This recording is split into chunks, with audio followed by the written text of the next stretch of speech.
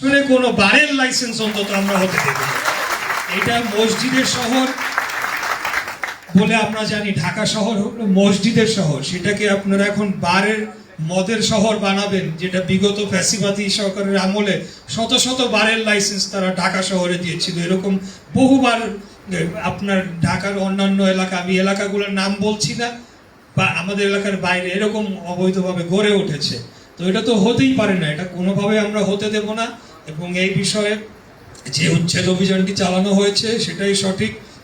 আমি পরবর্তীতে আইন শৃঙ্খলা রক্ষাকারী বাহিনী সংশ্লিষ্ট থানাকে যথাযথ নির্দেশনা প্রদান করব, এবং এই ধরনের মনোভাব বা ইচ্ছা যদি আরো কারো থেকে থাকে তাদেরকে এখনই আমরা সাবধান করে দিতে চাই, আপনারা ভুলেও অন্তত এই এলাকায় এই লাইনে হাইটেন না, তাহলে আপনাদের জন্য সমস্যা তৈরি হবে। শুধু না, আপনাদেরকে নিঃসন্দেহে জেলের ভাত খাওয়ানো হবে, জেলে পাঠানো হবে।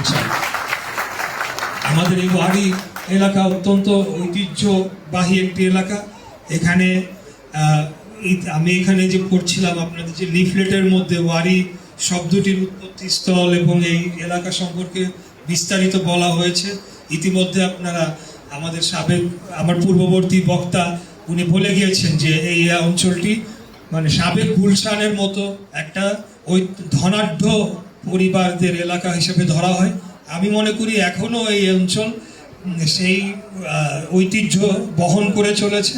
আমরা সেই ঐতিহ্য রক্ষার জন্যে এবং পরিবেশ বজায় রাখার জন্যে যে প্রস্তাবনাটি করা হয়েছে, যে ট্রাক ঢুকবে রাত 10টার পরে 6টার মধ্যে বের হয়ে যাবে, এবং যখন লোডিং আনলোডিং হবে সেখানে যদি কনস্ট্রাকশনের মালামাল উঠানামা করা হয় সেটাও একটা নির্দিষ্ট রাত 12টা হোক বা 1টা হোক, আর রাত ভোর 4টার সময় এসে যদি ইট উঠানামা করায় সেটা তো অবশ্যই এখানে যারা বাসিন্দা তাদের সেটা ব্যাহত হবে, ছোট বাচ্চারাও রয়েছে, সেই বিষয়ে আমরা অবশ্যই সচেতন থাকতে হবে। তো সেটার জন্য এই এলাকায় যারা হোল্ডিং নাম্বার ধারী, যাদের এখানে প্রপার্টি আছে, যারা এখানকার ভোটার এবং যারা এখানে বসবাস করেন, আপনাদেরকে আগে উদ্যোগী ভূমিকা নিতে হবে, এবং পরবর্তীতে যেটাই আইন হবে, যেটাই নিয়ম হিসেবে গণ্য করা হবে, সেই নিয়মটাকে বাস্তবায়ন করার জন্য আমরা আমাদের জায়গা থেকে কাজ করে যাব।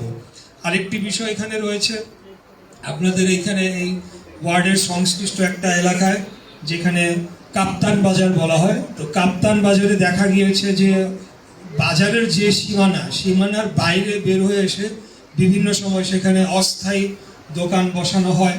যেরকম এখানে মুরগি বলেন বা অন্যান্য যে ধরনের খাদ্যদ্রব্য যে কোনো দোকানই হোক না কেন, সেটাকে আমরা বলবো যে সীমানার বাইরে সেটা তো অবৈধ। যেটা সিটি কর্পোরেশন থেকে বৈধভাবে লিজ দেওয়া হয়েছে বা নির্ধারণ করে দেওয়া হয়েছে যে এটা বাজারের সীমানা, ওই পর্যন্তই থাকতে হবে, এর বাইরে যেটা থাকবে সেটাকে অবৈধ বলেই গণ্য করতে হবে। তো এই ব্যাপারে সবার সহযোগিতা কামনা করছি।